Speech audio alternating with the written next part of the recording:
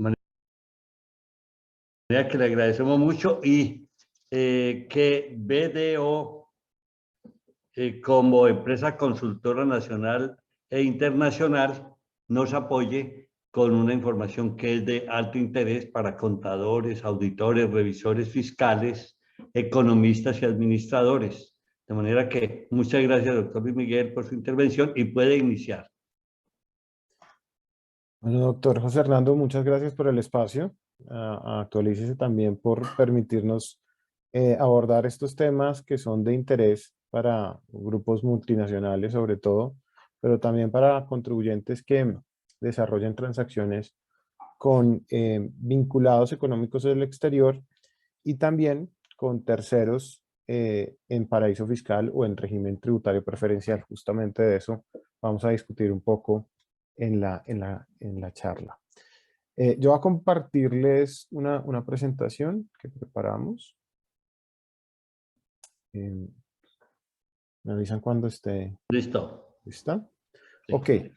Entonces, pues la idea de esta charla es hablarles un poquito de introducirlos al tema de precios de transferencia muy rápidamente y luego concentrarnos un poco en lo que han sido las fiscalizaciones recientes en materia de precios de transferencia, los detonantes,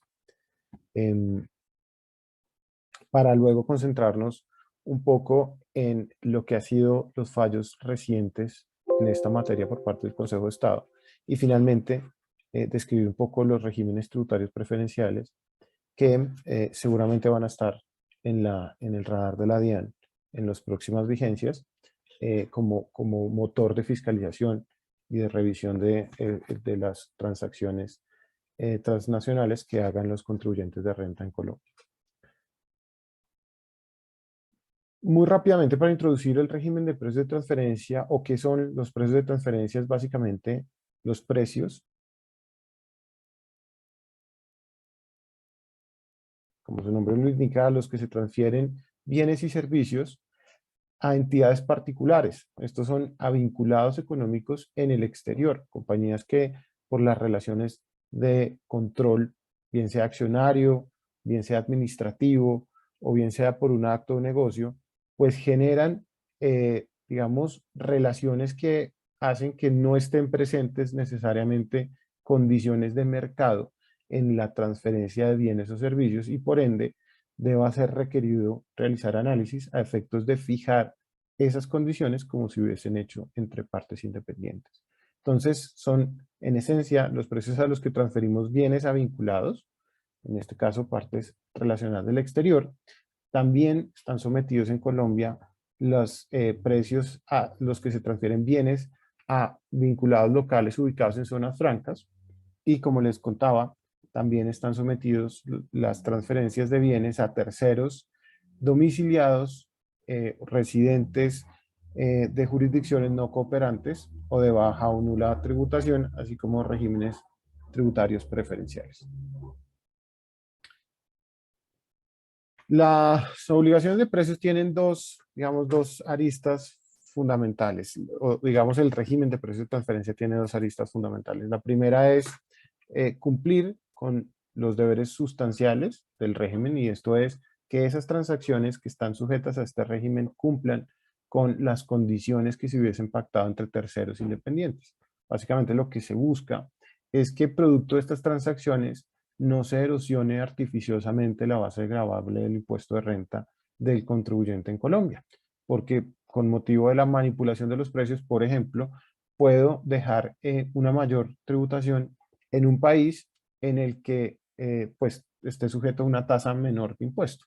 Y en Colombia, estamos sujetos a una tasa alta, pues tratar de disminuirla, bien sea aumentando los precios de los bienes que me transfieren vinculados en el exterior o disminuyendo los precios por los bienes y servicios que yo vendo como contribuyente local a esos vinculados. Entonces el primer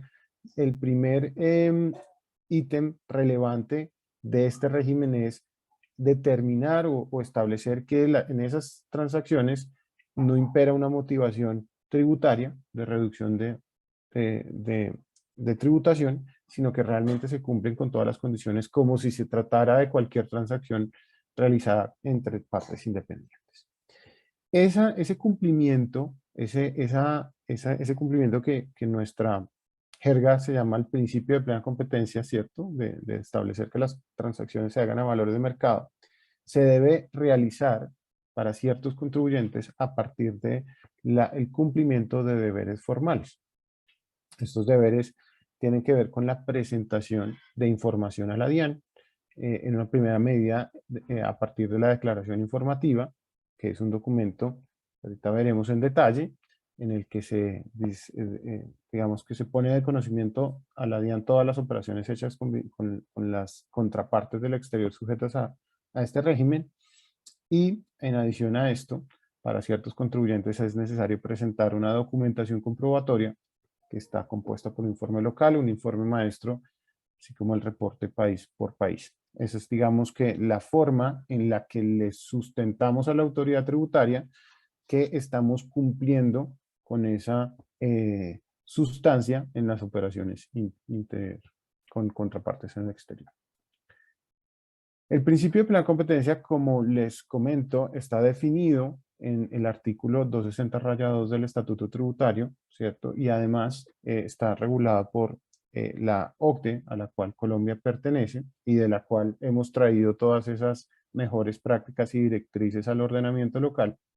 Y básicamente lo que quiere decir es que la operación entre vinculadas económicas cumple con las condiciones que se hubiesen pactado o utilizado en operaciones comparables con o entre partes independientes. O sea que siempre que la transacción cumpla con esas condiciones que se hubiesen pactado entre partes independientes, entonces estamos diciendo que cumple con el principio de plan competencia. Para eso, el ordenamiento local ha dispuesto de 5 métodos, ¿cierto? 5 formas de evaluarlo que están discriminadas en el Estatuto Tributario, y además en el Decreto Único Reglamentario 1625 se da un detalle de cómo aplicar cada uno de estos métodos y de la forma en la que debería el contribuyente determinar que en efecto la operación que se hizo cumple con el principio de plena competencia. Empezando con los deberes formales, aquí importante mencionar que la declaración informativa es una declaración en la cual se le discrimina a la DIAN todas las transacciones hechas con vinculados económicos o con partes domiciliadas en paraíso fiscal o en régimen tributario preferencial. Y allí hay que disponer de una información general de esas contrapartes, razón social, Tax ID. En esencia, el Tax ID no debería ser, si tenemos el Tax ID, no deberíamos incluir dentro de esta declaración el consecutivo DIAN para efectos tributarios. Y recordarán muchos que hace unos meses la autoridad tributaria profirió un oficio disuasivo diciendo que los contribuyentes que tuviesen en sus obligaciones el consecutivo DIAN de contrapartes en el exterior, teniendo o sabiendo o conociendo el Tax ID, pues que lo corrigieran, los invitara a corregir, y ello pues sin duda generará sanciones o podría eventualmente generar sanciones, con lo cual pues la recomendación siempre es que reportemos la información de esas contrapartes de la forma adecuada, es decir, el nombre o la razón social adecuada, el Tax ID adecuado, la ciudad y país de residencia adecuados, así como el criterio de vinculación. Esa es la información general que hay que reportar de los vinculados. Hay una información específica que tiene que ver con las transacciones que se están desarrollando con esas contrapartes en el exterior o en zona franca, y tienen que ver con el tipo de operación que se está desarrollando, codificados bajo los tipos de transacciones descritas en el ordenamiento local, y el monto de la operación, ¿cierto? Allí también tiene que ir el monto de acuerdo con las especificaciones determinadas. Cuando una operación es material, y vamos a ver más abajo que es materialidad para el régimen de precios, además de discriminar la operación y reportar la información general de las contrapartes, también es necesario incluir dentro de esa declaración el análisis de precios de transferencia mediante el cual se determinó que esa transacción cumplía con los valores del mercado. Ese análisis se realiza para ciertos tipos de operación que cumplen cierto umbral. No todas las operaciones que hay que declarar en la declaración informativa deben estar documentadas, el principio de plena competencia, no todas, solo ciertas, ahorita lo vamos a ver en detalle, pero cuando deben estar documentadas, entonces debemos entregarle al fisco no solo la declaración, sino adicionalmente un informe local a través del cual demostramos justamente el cumplimiento de precios del principio de plena competencia a través de las metodologías determinadas por el fisco en el estatuto tributario. En Colombia seguimos los lineamientos de la OCDE, seguimos las directrices de la OCDE y aplicamos en manera, digamos, similar los metodologías dispuestos por esa organización. Pero tenemos nuestro propio ordenamiento y en ese ordenamiento, digamos que se establece la forma en la que debe estar establecido el principio de plena competencia, así como el contenido de este reporte. Así que cada vez que nos enfrentemos, digamos, a la elaboración de este documento, tenemos que tener presente que en el ordenamiento local está todo el desarrollo de cómo se debe preparar y cuáles son las condiciones para establecer ese principio de plena competencia. A partir de la reforma tributaria del 2016, en adición a la presentación del informe local, tenemos complementos a la documentación comprobatoria y básicamente a partir de esa reforma con implementación en el 2017, el ordenamiento local incluye la presentación en adición del informe local de un informe maestro para los contribuyentes que, estando sujetos a la presentación del primero, hacen parte de un grupo multinacional. Y aquí ya no se habla de la operación local, de cómo la compañía opera y por qué se entiende la operación que desarrolló como en cumplimiento del principio de plena competencia, sino que de lo que se trata acá es de relatar a través de un reporte que también tiene unas secciones determinadas en el ordenamiento local, cómo funciona el grupo al nivel, en las demás jurisdicciones, qué hace cada jurisdicción y cómo cada jurisdicción contribuye al valor del negocio en el que está envuelto el grupo. Ese informe tiene también unas secciones, digamos, definidas en el ordenamiento local y deben estar, se debe presentar de esa forma ante el fisco. Normalmente este reporte, al tratarse de información que incluye otras operaciones en otras jurisdicciones, es habitualmente preparado por la matriz o última controlante del grupo y se pone a disposición de las subsidiarias en el mundo para que se presente. Como este reporte es un reporte que nace de las acciones BEPS propuestas por la OCDE por allá en el 2013, es un reporte que sigue un modelo estándar en muchos países. En la mayoría de los países en donde se aplican las directrices de la OCDE, también está como obligatorio la elaboración de este reporte y por eso el que presente la matriz en el país de jurisdicción, en el país de residencia, seguramente nos va a servir en Colombia. Este reporte se puede presentar en inglés y al seguir el mismo modelo, el mismo template, seguramente lo que nos comparta el corporativo nos va a servir. No obstante, hay que hacer una revisión para digamos, acreditar que se cumplen todas las secciones propuestas en la norma local.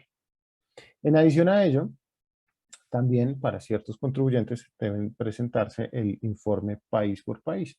Y este informe es un reporte que se presenta en un formato estándar y que habla de las principales contribuciones ya en términos monetarios de que cada subsidiaria del grupo tiene en cada país, el número de empleados, la actividad económica de la entidad que se está de cada una de las entidades del grupo, la asignación o los ingresos que se obtuvieron en cada jurisdicción, el ingreso antes de impuesto, la tasa efectiva de impuesto pagada.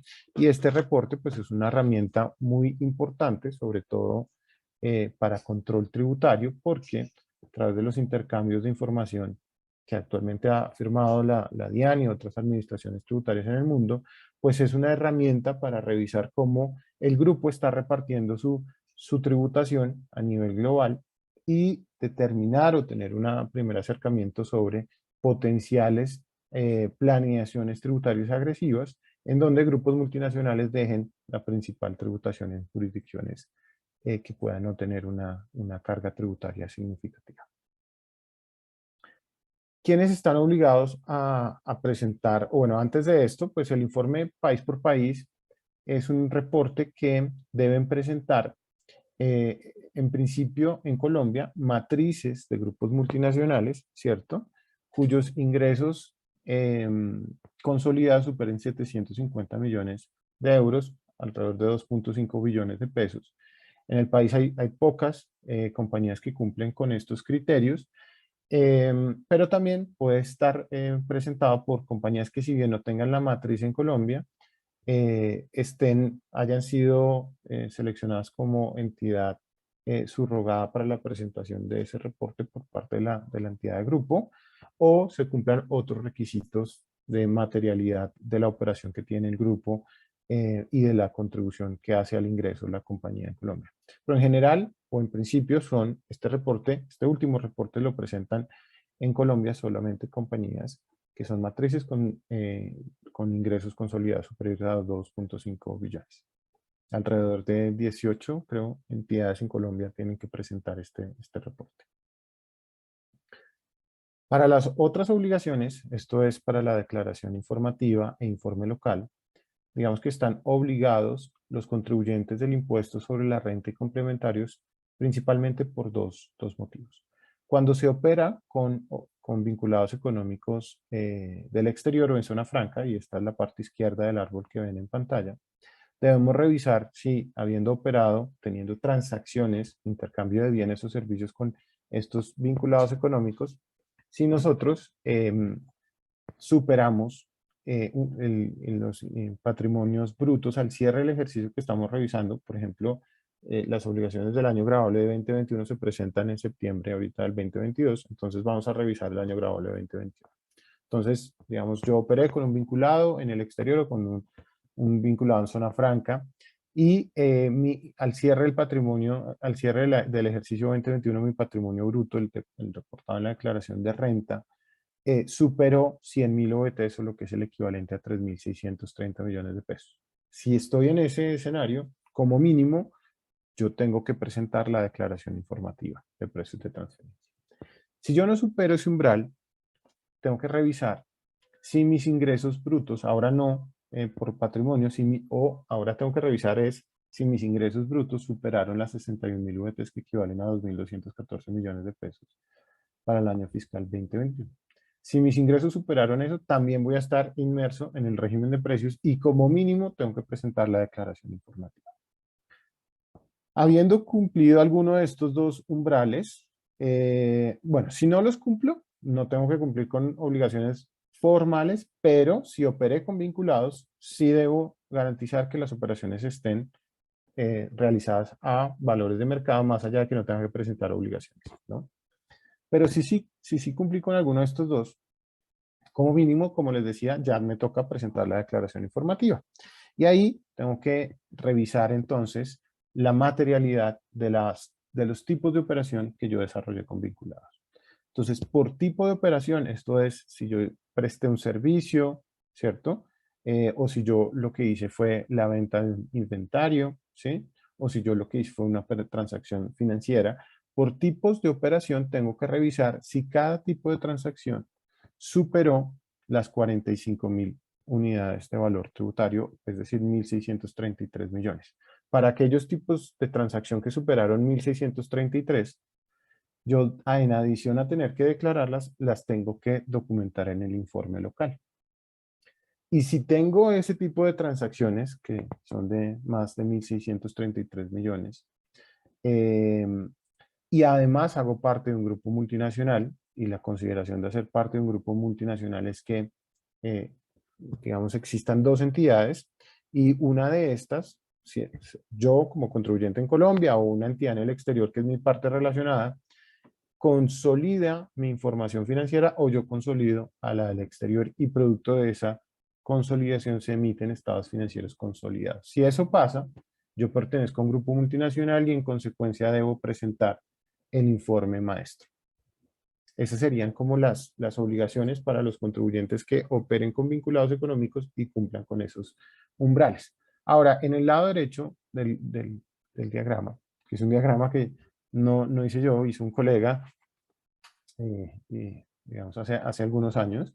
En el lado derecho están las operaciones realizadas con entidades en paraísos fiscales o regímenes preferenciales. Para este caso, el régimen de precios es un poco más riguroso, Y por el simple hecho de haber tenido una operación con, por ejemplo, Hong Kong, ¿cierto? Que es un paraíso fiscal determinado por el gobierno nacional. Entonces ya por eso yo tengo que presentar la declaración informativa. Ante cualquier operación con un régimen tributario preferencial o paraíso fiscal, ya debo presentar la declaración informativa. Ahora, en este caso, la evaluación por tipos de operación a efectos de saber si tengo que presentar informe local es de si los tipos de transacción hechos con paraísos fiscales superan 363 millones, fíjense lo bajo que es este umbral. Si tengo algún tipo de operación de este monto, pues ya debo presentar informe local por aquellos tipos de operación que superen ese valor. Si hago parte de un grupo multinacional, en adición a presentar el informe local, también debo presentar el informe maestro. Básicamente esto es como el árbol de decisión y esta es la introducción, digamos, al régimen de precios. Acá están los vencimientos de este año. Para la declaración informativa son en septiembre, igual que para el informe local, ¿cierto? Empieza el 7 de septiembre, estamos ya muy próximos y para el caso del informe maestro estamos en el diciembre, empiezan los vencimientos. En el caso de aquellas entidades que deben presentar el informe país por país, el vencimiento será entonces en diciembre 12 también. Perfecto. Esa era como la introducción al régimen de precios de transferencia y ahora pues nos vamos a concentrar en los temas de las fiscalizaciones que revisa la DIAN para aquellos contribuyentes que están sujetos a este régimen. Cuando el régimen de precios de transferencia empezó en 2003 y se empezaron a dar las primeras fiscalizaciones en 2006, 2007, 2008, esas fiscalizaciones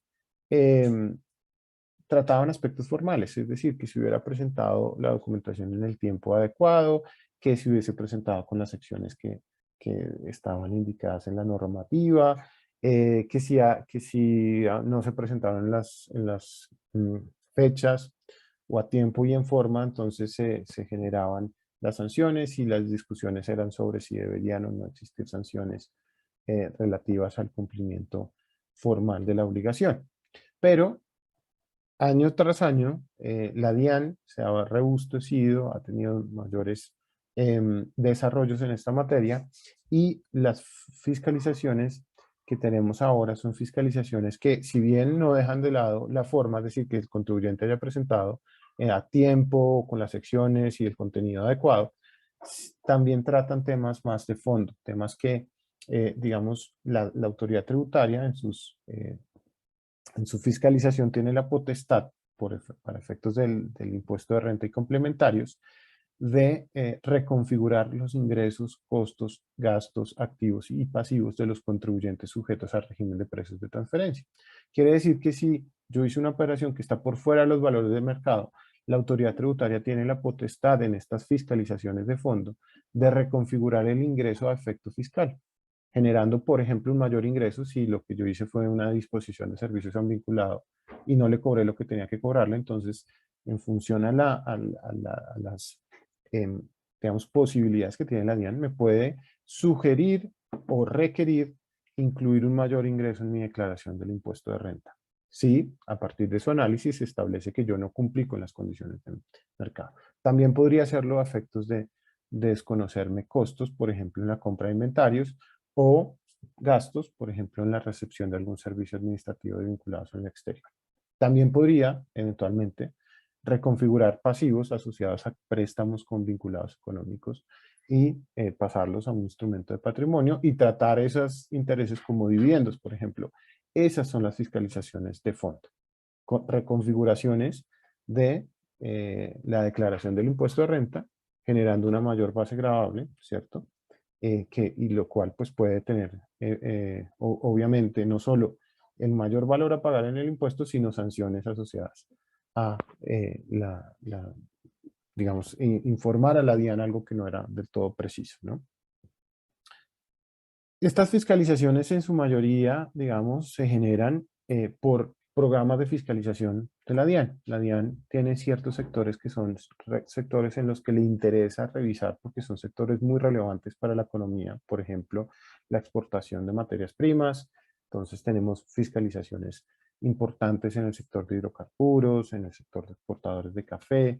Otros sectores relevantes son sectores farmacéuticos. Hay sectores que son fundamentales para la economía colombiana y en donde hay transacciones con vinculados económicos en el exterior o transacciones internacionales y a la autoridad tributaria le interesa revisar si esas transacciones se están haciendo bien y si la carga tributaria que se está liquidando es la adecuada. Entonces, digamos que tenemos programas de fiscalización en ciertos sectores. También se generan fiscalizaciones cuando tenemos compañías que presentan pérdidas o una rentabilidad muy baja de manera recurrente y además no están como en un nivel cercano a el sector en el que operan. Entonces la autoridad tributaria revisa a través de el CIREM, de la Superintendencia de Sociedades y de las informaciones a las que tiene acceso las rentabilidades de grupos de empresas clasificadas bajo distinto grupo industrial y puede compararlas con las que tiene el contribuyente y si no las encuentra adecuadas, pues podría eventualmente revisar el por qué se están dando esas rentabilidades, sabiendo, ¿no?, que estamos operando con vinculados económicos. O sea, debería como un indicio, ¿cierto?, de que algo raro está pasando.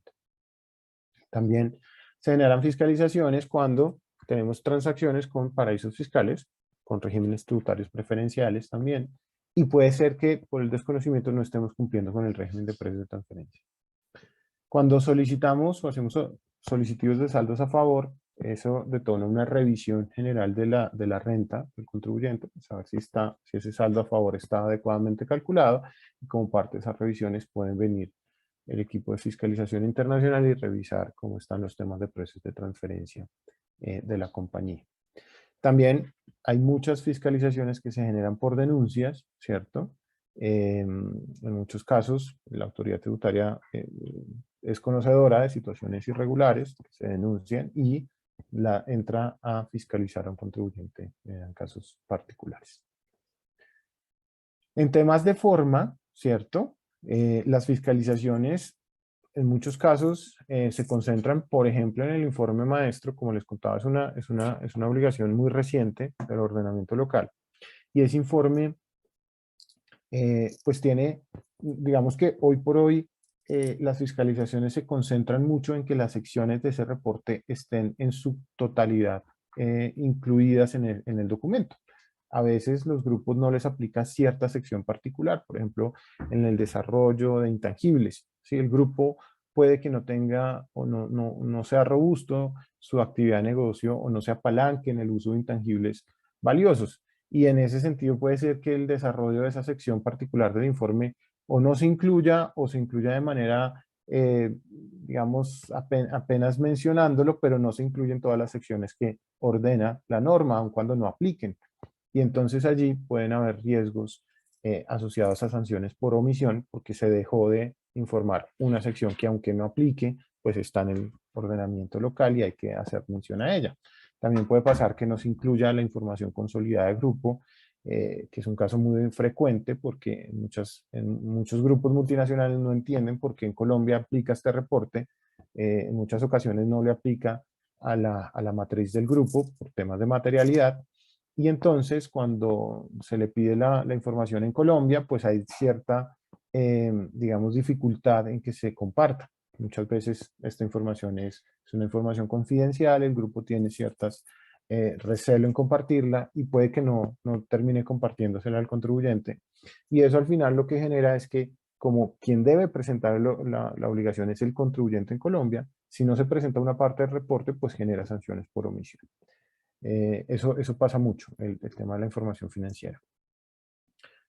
Hay sanciones también o detonantes de fiscalización por inconsistencias. Aquí tal vez algo muy relevante es decir que la información que se reporta en precios de transferencia en la declaración particularmente debe coincidir o por lo menos haberse hecho la conciliación respecto de lo que se está reportando en medios magnéticos.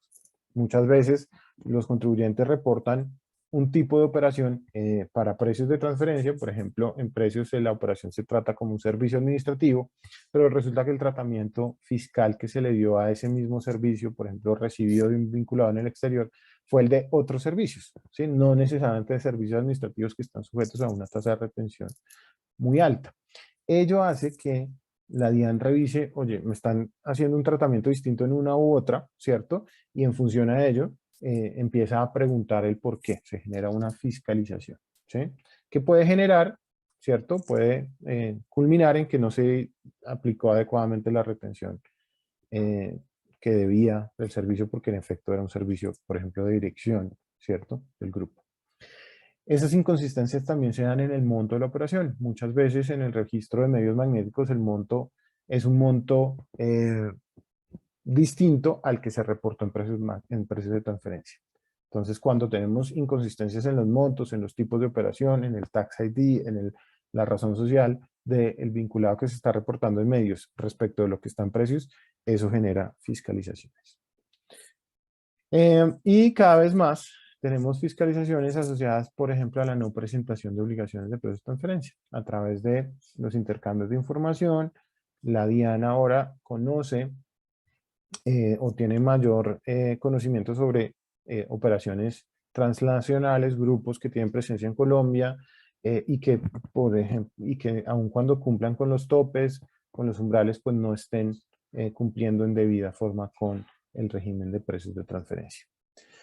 Evidentemente, la presentación extemporánea de obligaciones es digamos, un factor de riesgo para cualquier contribuyente. Si yo presento mis obligaciones de manera extemporánea, es muy posible que la DIAN no solamente, pues sí, las reciba, pero va a revisar si yo liquidé apropiadamente las sanciones y además va a revisar el documento de precio de transferencia. Es muy probable que lo revise y en función de esa revisión se pueden generar otras sanciones. Así que ir tarde a la presentación de precios siempre genera riesgos en materia de revisión de la DIAN. Perfecto, estos eran fiscalizaciones en temas de forma. Uy, perdón que se me salió la pantalla. Un segundito.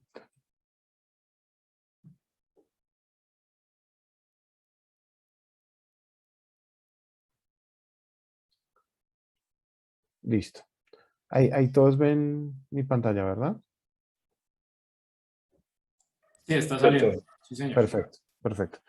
En temas de fondo, las fiscalizaciones, digamos que se concentran ahora en las metodologías de análisis. Por ejemplo, es común que los grupos multinacionales pacten o tengan una política para pactar los precios, por ejemplo, de mercancías con el vinculado en función de un margen bruto que le quede a la entidad local en su actividad de distribución de esas mercancías.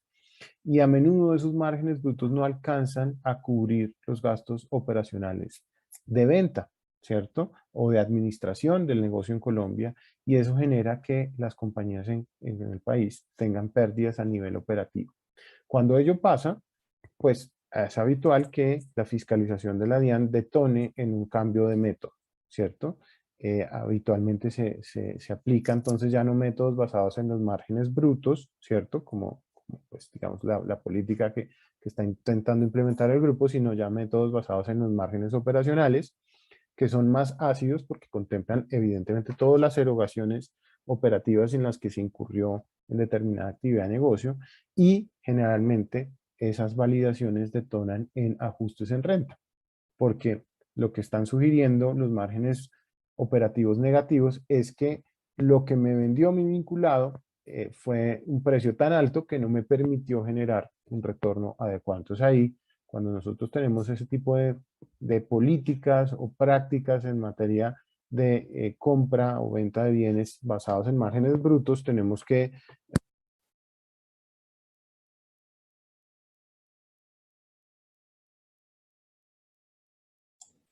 Doctor Luis Miguel, no lo estamos escuchando en este momento.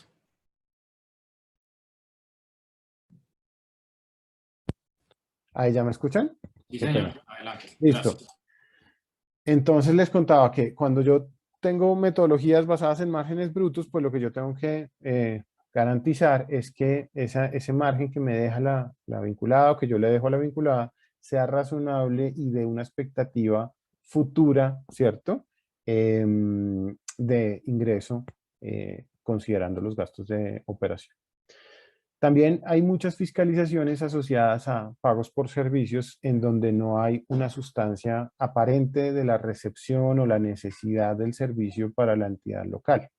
Muchas veces pues digamos que al ser una operación un poco intangible, ¿cierto? En donde pues lo que se recepciona es un servicio que a menudo no hay un beneficio inmediato de la recepción de ciertos tipos de servicios, pues allí la DIAN tiene ciertas suspicacias de si el servicio realmente existió, de si el servicio además generó algún beneficio para la entidad local.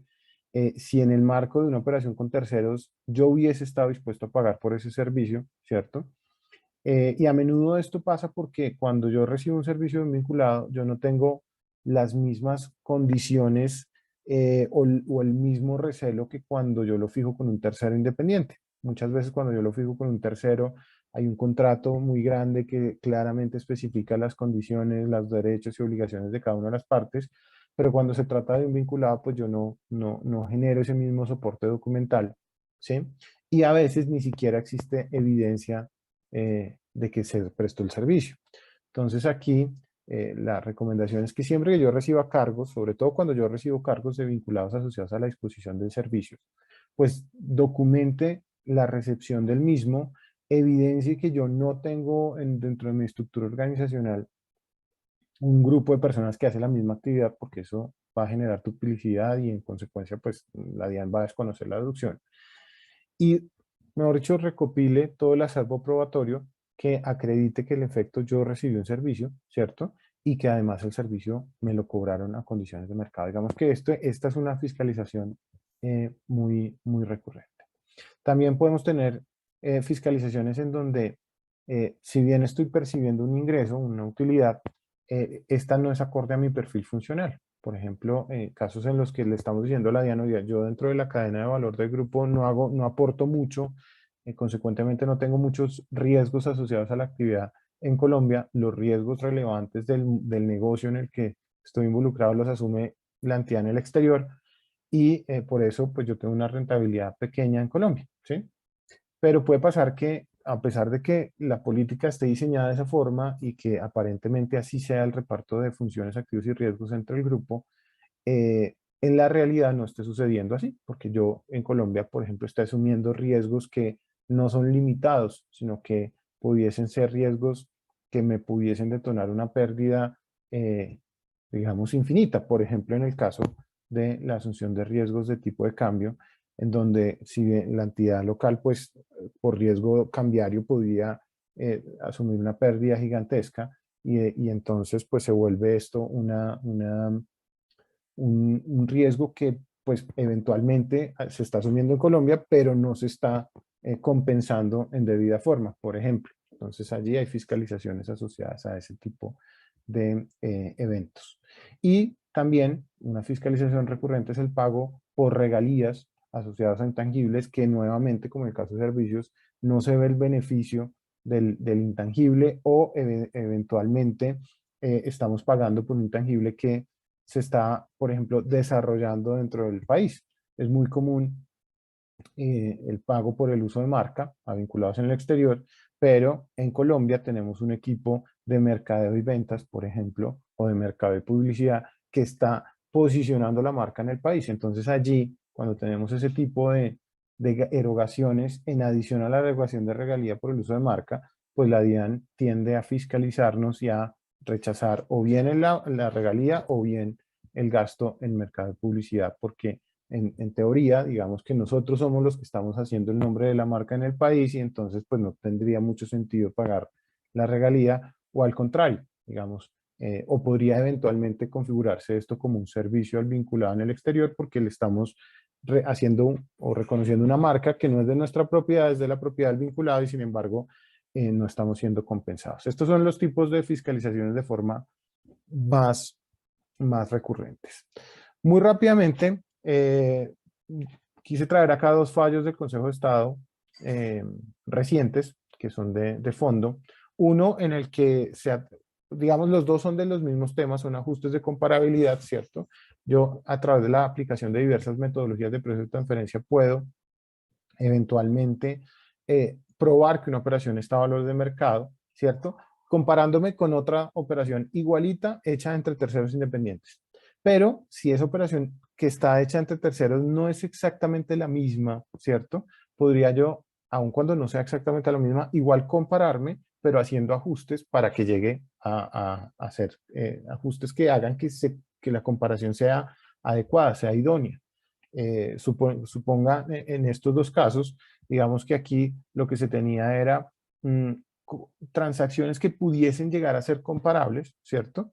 Pero que tenían vicios, ¿sí? En donde, por ejemplo, en el caso número uno, digamos que el caso era la procedencia que el contribuyente, de los ajustes de comparabilidad que había determinado el contribuyente. Entonces aquí la administración tributaria, ¿cierto?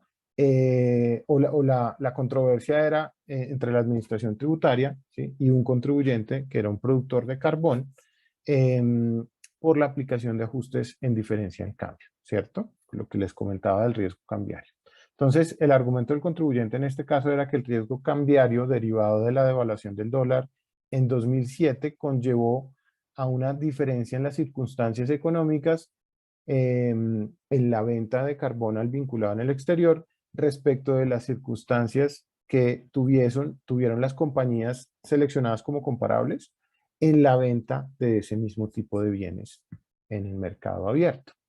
Entonces, digamos que aquí un ajuste de comparabilidad, ¿cierto? Lo que busca es eliminar las diferencias que pueden existir entre una y otra operación, ¿cierto? Para que la diferencia, pues una vez retirada, permita evidenciar que los precios son iguales. O permita evidenciar que lo que yo estoy comparando es en efecto comparable, ¿no? En este caso, el contribuyente, a pesar de que argumentó esto, ¿cierto? No evidenció o no pudo acreditar mediante documentos, mediante análisis estadísticos, que en efecto la revaluación de la divisa en Colombia hubiese configurado condiciones especiales en el país no comparables con los contribuyentes en otras jurisdicciones. Por el contrario, la DIAN, en sus argumentos de defensa, dice que la revaluación de las divisas de la divisa nacional frente a la moneda estadounidense, que digamos que es el argumento, ocurrió en todas las jurisdicciones en las que fueron seleccionadas las partes comparables. Así que no había una situación particular del contribuyente que tuviese que ser ajustada según la autoridad tributaria. Como el contribuyente no probó eso y la DIAN tenía un argumento fuerte y era que las demás jurisdicciones habían tenido una situación de revaluación en su divisa local similar, pues el Consejo de Estado no pudo fallar a favor del contribuyente. Es decir, el contribuyente no logró desvirtuar el argumento de la DIAN, consecuentemente el Consejo de Estado dio la razón al fisco. Entonces, digamos que en el otro caso, es un caso igual de ajustes de comparabilidad. En este caso, la administración tributaria y el contribuyente, que era en este caso un contribuyente que manufactura vidrio, ¿cierto? Alegaba que tenía unos gastos extraordinarios de administración, ¿cierto? Generados por la construcción de una planta y que esos gastos extraordinarios de administración no estaban presentes en las otras entidades que se habían seleccionado como comparables y que por ende sus resultados, los márgenes que se obtenían, pues no eran comparables y necesitaba retirarse de la información financiera los gastos de administración que eran extraordinarios.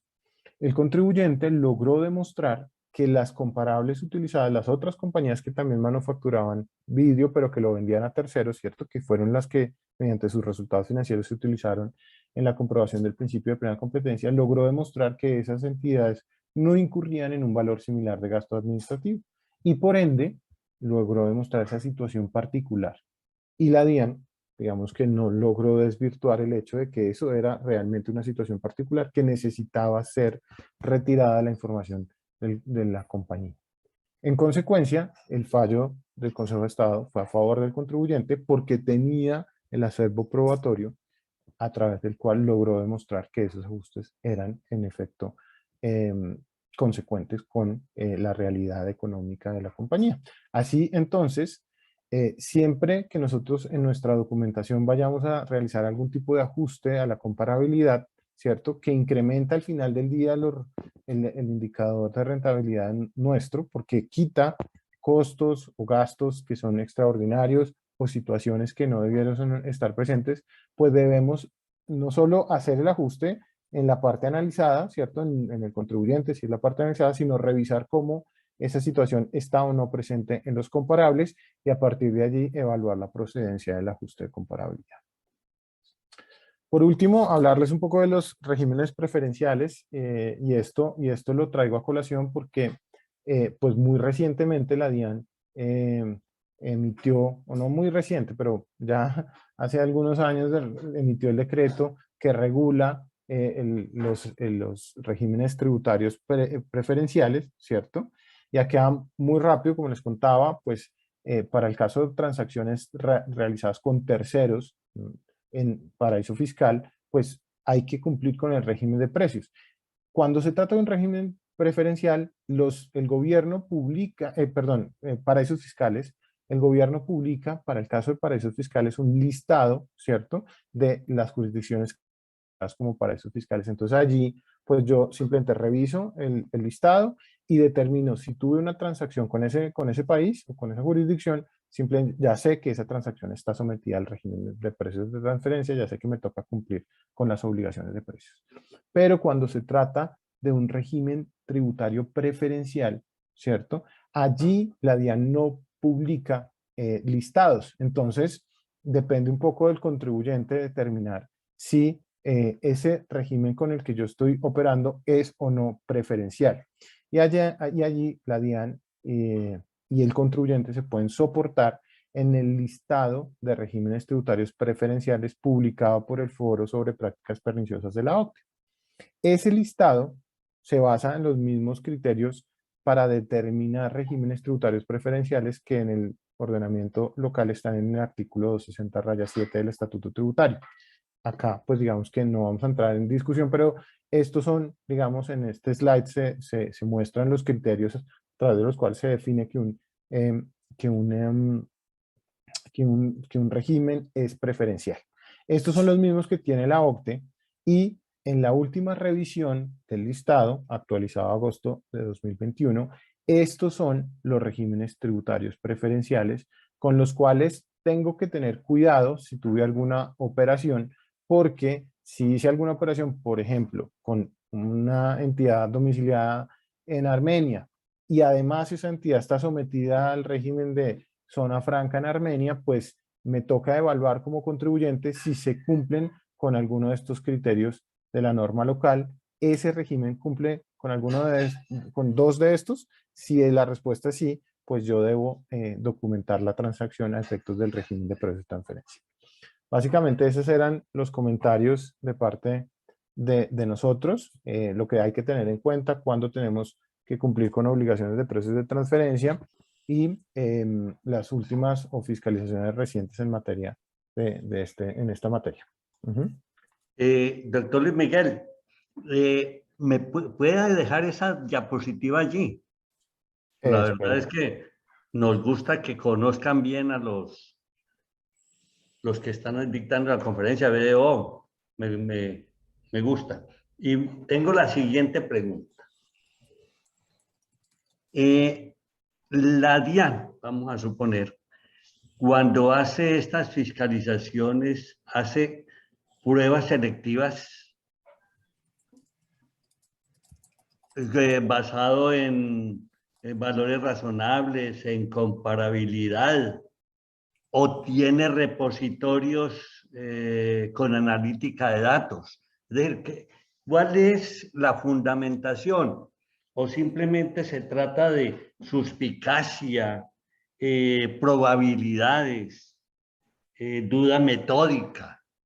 Es decir, la pregunta va allá, es decir, ¿hasta dónde la DIAN tiene todos estos elementos para visualizar o se dirige hacia un espacio específico? Sí, como lo mencionaba, las fiscalizaciones parten en muchos casos de programas de fiscalización para sectores que son críticos para Colombia, por ejemplo, en particular la exportación de hidrocarburos, ¿cierto? En muchas de estas clases de exportaciones opera una estructura organizacional en la cual Colombia es el productor, pero hay un trader vinculado en alguna jurisdicción del exterior Y a veces, pues obviamente que ese trader tiene, y el grupo tiene incentivos de alocar la mayor cantidad de rentas, ¿cierto? Que pueden generarse en una actividad de explotación de materias primas en esa jurisdicción. Y como ese es un sector fundamental para la economía colombiana, pues la DIAN focaliza muchas de las fiscalizaciones en ese sector. Pero hay otras. Digamos que partiendo de lo que dices, puede ser que la DIAN también revise y a través de la analítica de datos compare, ¿cierto?, la rentabilidad de un sector de la economía colombiana a través del Código de Clasificación Industrial, ¿cierto?, del CIU, y revise el caso particular de un contribuyente que, habiendo operado con vinculados económicos, no tiene rentabilidades comparables a las del sector en el que opera. Y entonces a partir de allí puede generarme fiscalizaciones. Digamos que en esos casos, y en uno tercero son ya a través de los intercambios de información firmados recientemente, pues yo DIAN, ¿cierto? Eventualmente puedo acceder a la información de otra jurisdicción, del grupo multinacional en otra jurisdicción y ver que en efecto hay transacciones con mi compañía o ver que con un contribuyente de renta en Colombia o ver que ese grupo tiene tal vez una estructura fiscal, digamos, agresiva, ¿cierto? Y a partir de allí generar fiscalizaciones también a contribuyentes locales. Es decir, ya nosotros tenemos que estar pensando en que la DIAN tiene herramientas tecnológicas de control y seguimiento, porque es que yo estoy hablando de hace 20, 30 años, cuando uno iba precisamente a la DIAN y pues, la respuesta era simplemente nosotros, aquí lo que hicimos es una prueba selectiva, buscamos razonabilidad y entonces, y si buscamos comparabilidad, pero estoy hablando de hace 20 años, pero ya con técnicas de analítica de datos, yo creo que los resultados son los mejores. Lo que se está dando precisamente en la facturación electrónica, en la facturación de nómina y ya en formatos 2516, 2517, todo esto. Exacto, exacto. La DIAN además se ha robustecido, los equipos de precios de transferencia tienen una seccional de fiscalización internacional, se han aperturado seccionales regionales en las principales ciudades, así que ahora hay un equipo más grande de fiscalización de precios de transferencia, ¿cierto? Ya no solamente a nivel central, sino en las ciudades, y eso hace que hayan más programas de fiscalización. Muchas gracias, Luis Miguel. Me parece muy interesante el tema y ese enfoque de la fiscalización es bien interesante para que las empresas entiendan. La pregunta la había hecho por fuera de la conferencia en el sentido de saber cuántas empresas en Colombia presentan, poco más o menos, presentan estas declaraciones de precios de transferencia. Hasta el 2019, en los reportes de la autoridad tributaria, habían alrededor de 4.500 contribuyentes con esta obligación de presentación de la declaración, siendo la operación más recurrente la compra de inventarios para distribución. Colombia es un país en donde están domiciliadas muchas subsidiarias de grupos, no es un país en el que haya muchas matrices de grupos. Y al ser subsidiarias, pues somos importadores, ¿cierto? Recibimos muchos bienes del exterior y entonces esa es la principal operación que se ejecuta en estas entidades que están sometidas al régimen. Muchas de esas entidades, 3.000 en ese conteo de la DIAN, están en Bogotá y las demás se reparten entre Medellín, Barranquilla y Cali. Carlos Cervera, nuestro periodista, ¿tiene alguna pregunta? No, doctor Zuluaga. Doctor Luis Miguel Jiménez, pues muchísimas gracias por haber estado en este espacio de conferencia de Actualícese. Ok, no, ustedes muchísimas Bueno, gracias por la participación y el espacio. muchas gracias. Bueno. A las personas que nos acompañaron hoy a través de nuestras redes sociales a este espacio, un cordial agradecimiento y una invitación para que mañana viernes 3 de junio nos acompañen de nuevo. Estará con nosotros el doctor Daniel Diosa Martínez con el tema Registro Único de Beneficiarios Finales. ¿Cuál es su utilidad y quiénes deben inscribirse? Todas las personas que se conectaron a esta transmisión, las invitamos para que se suscriban a nuestro canal de YouTube, actualice ese video, le den like a este y demás videos que publicamos a diario y activen la campana para que les lleguen nuestras notificaciones. Nos reencontraremos el día de mañana. Muchas gracias. Chao, chao. Bueno, gracias.